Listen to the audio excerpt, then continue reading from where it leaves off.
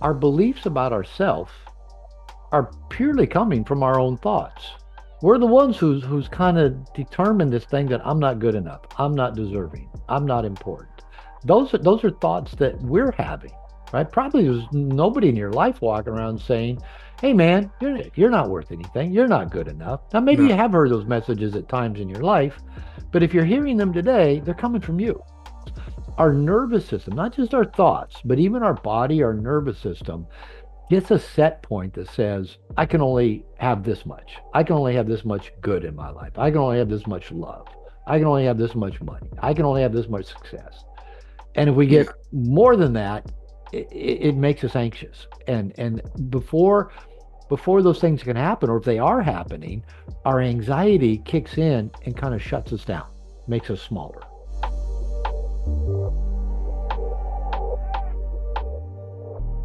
It always comes up in airports. Stuff like, you thought that looked good. That's what you decided to wear to the airport, wear on an airplane.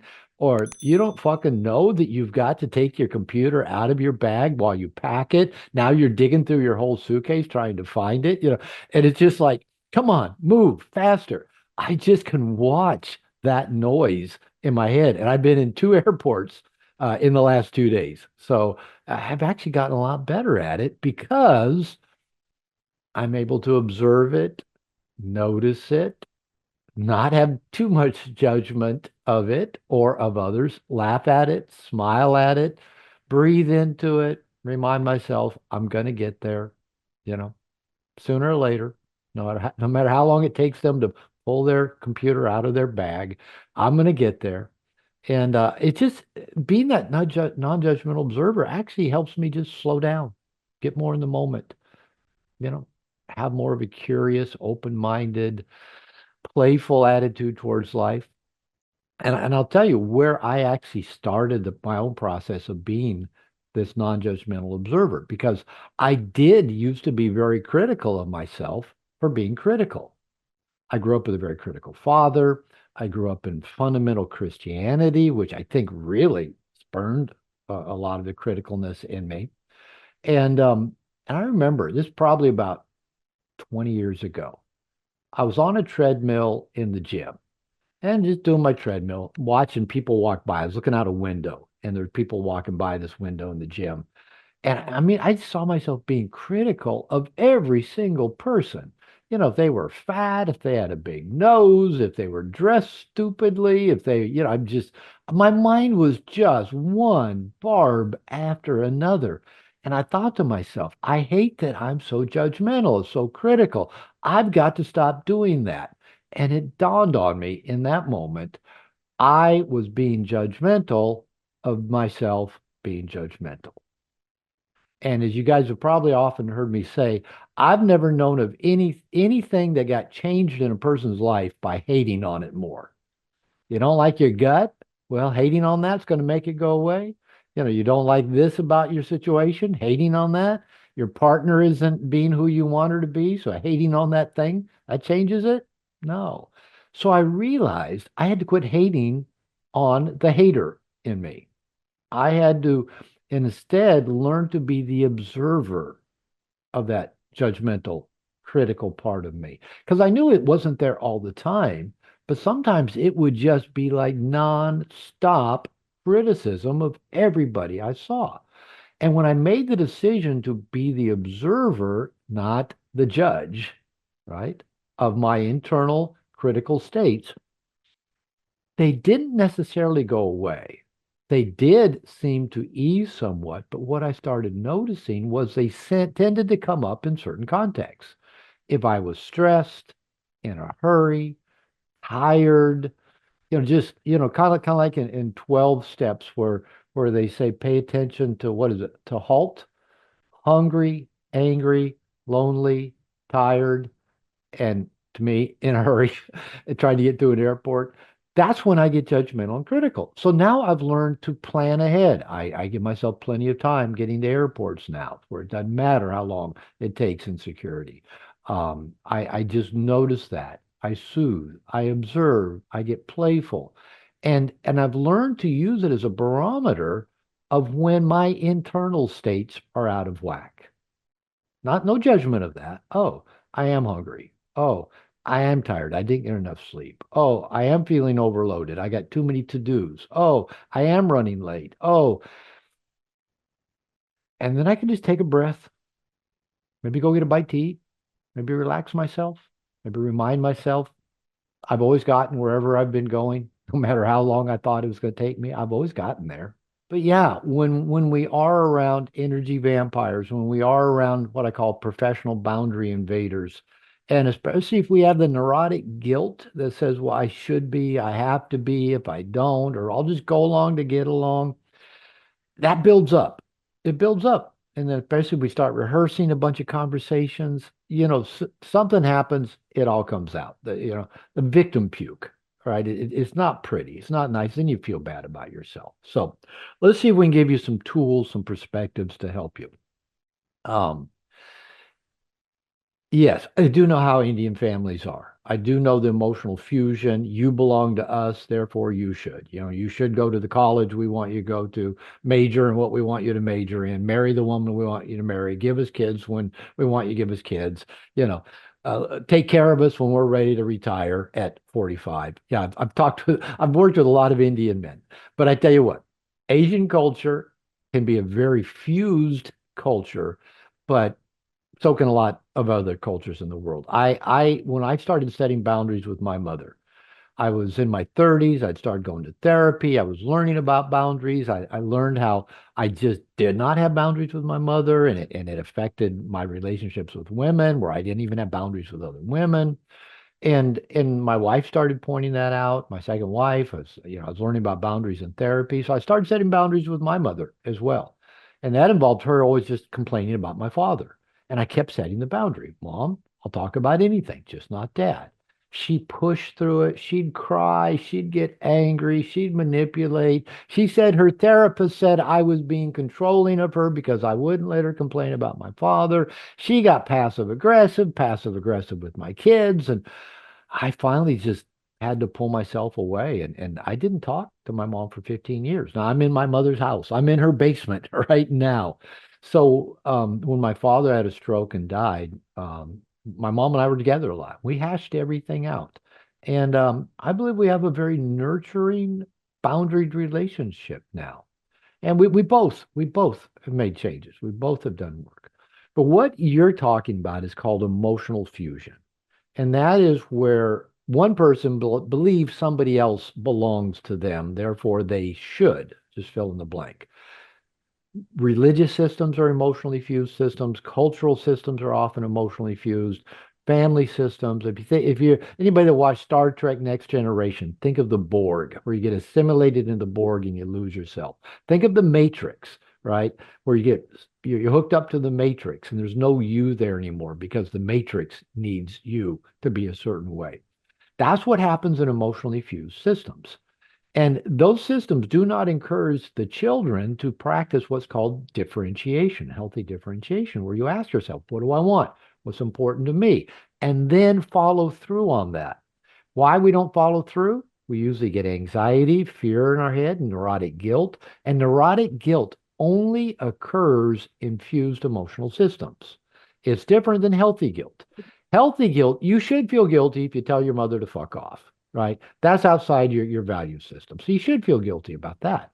But you shouldn't feel guilty just because your mom might be upset at you if you don't do X, Y, or Z. That's neurotic guilt. Okay. One, you violated your moral code, your standards, your values. The other, you violated the demands of an emotional system. Okay. Now, when children are about 2 years old, they start differentiating, saying myself, I want, no. And around the world, we call that the terrible twos because the child is saying, I want, and is often in conflict with what the parent wants. That's what we think about differentiation.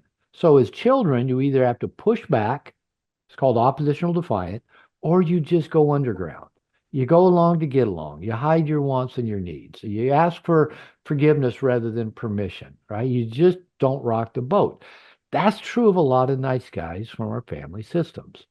So, yes, learning to differentiate, learning to have boundaries, learning to have a separate self from your parents is an important part of human development, and especially for nice guys. That's why this is such a great question. And I wish I just had like this really easy, clean answer to give you. Like I said, I didn't talk to my mother for 15 years after going through a lot of boundary setting, therapy session, and just a lot. And I'm grateful that it came back around to where we could have the relationship we have now.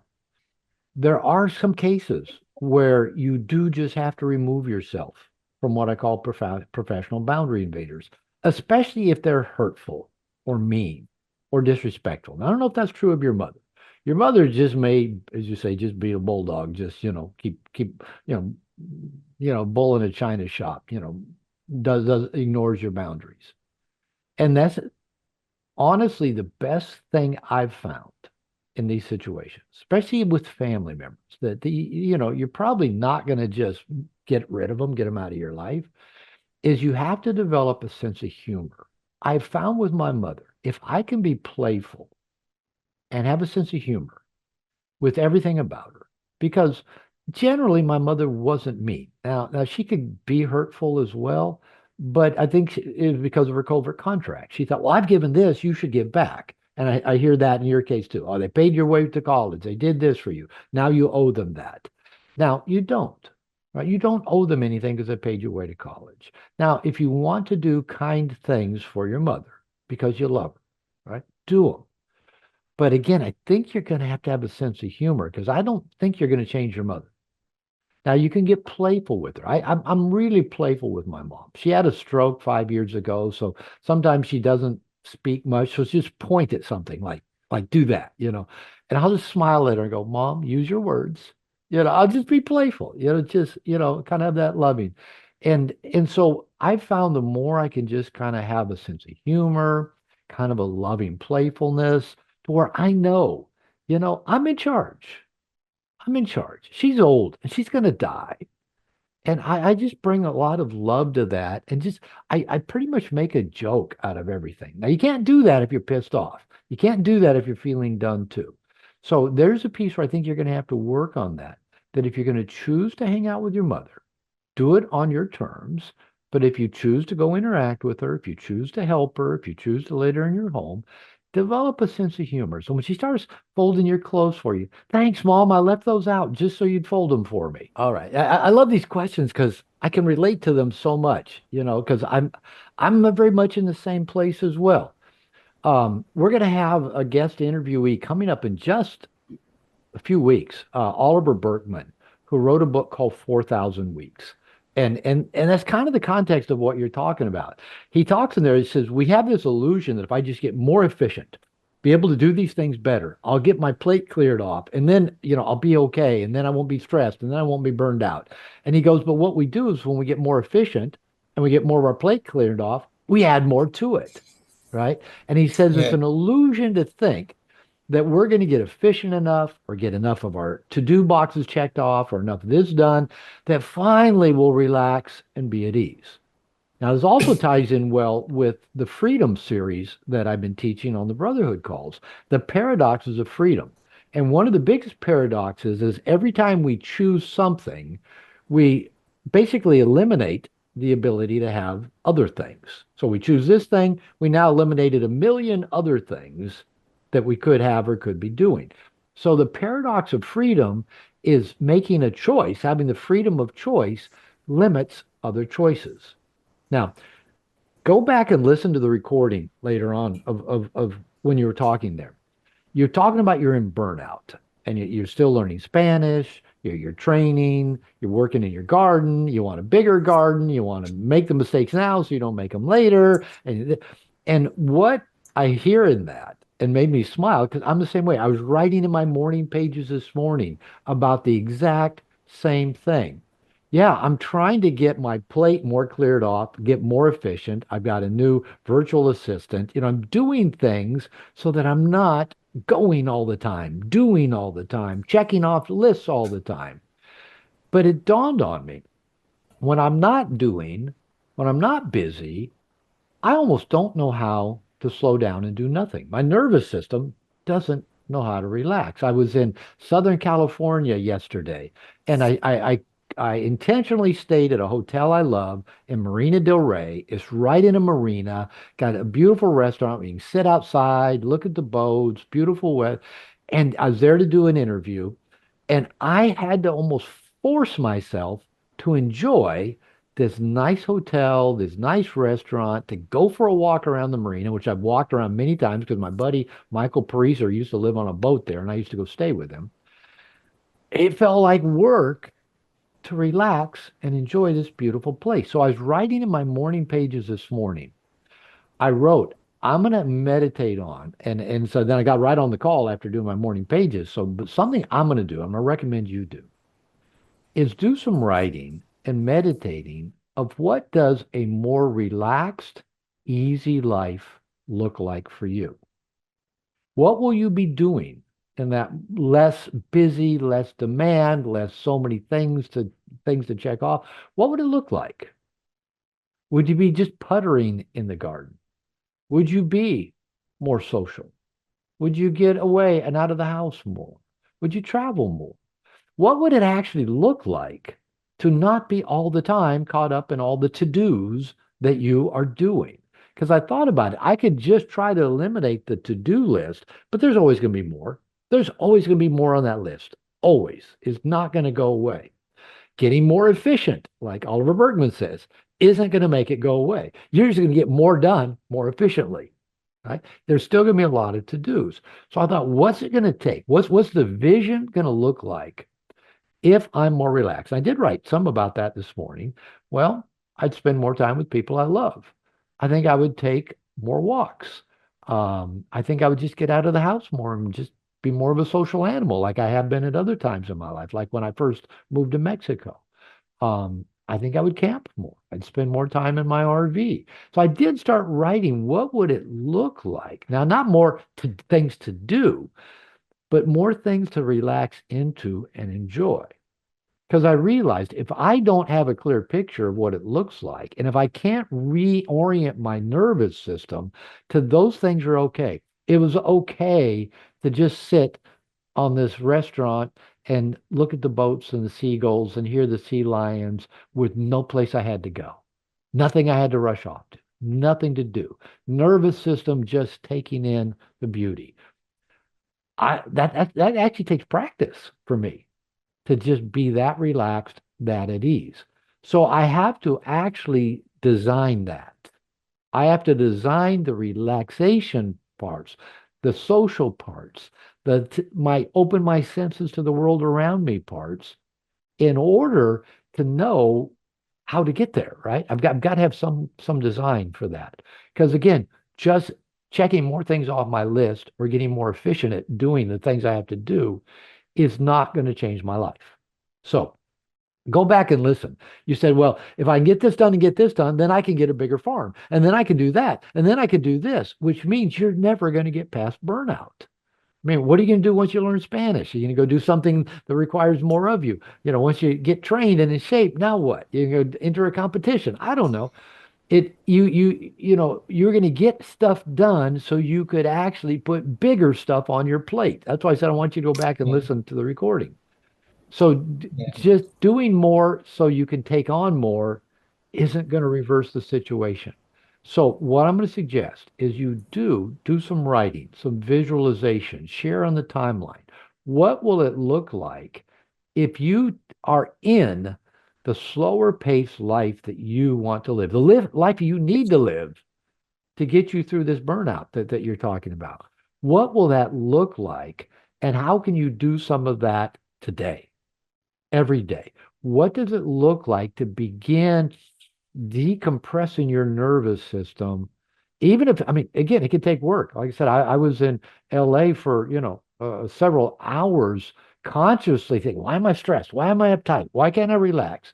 And I just had to do a few things, okay, I'm going to get up. I'm going to go to bed earlier. I'm going to get a good night's sleep. I'm going to get up in the morning, whatever I want to do in the morning, I'll do. I got up and went for a walk around the marina, got myself a cup of coffee at a Starbucks that I've been to many times, just sat outside and watched all the nice cars drive in and out of the parking lot. Walked back, had a nice breakfast, had a nice shower, and then I had time and got my Uber and went and did the interview that I was going to do. And then I went back, got another Uber afterwards, went back to the same hotel, sat out on the deck, had some fish tacos, talked to a couple of the guys, talked to a couple of the waiters, just relaxed before I had to go to the airport. It took me about 24 hours to get into a relaxed state. And it actually took practice, actually consciously doing things that I knew would help decompress my nervous system. Our beliefs about ourselves are purely coming from our own thoughts.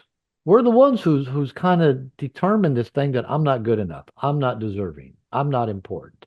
Those are thoughts that we're having, right? Probably there's nobody in your life walking around saying, "Hey man, you're not worth anything, you're not good enough." Now maybe No. you have heard those messages at times in your life, but if you're hearing them today, they're coming from you.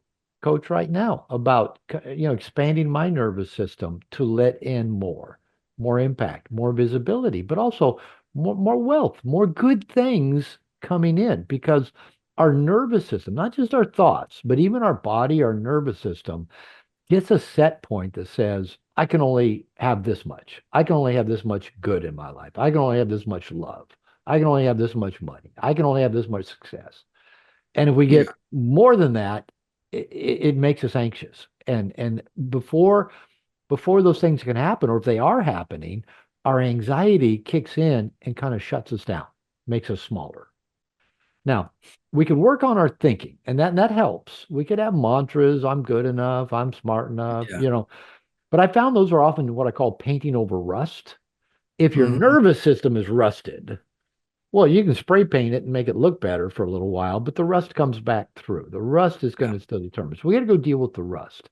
So I'm going to give you a little mini assignment that I give to pretty much everybody that comes to my TPI workshops.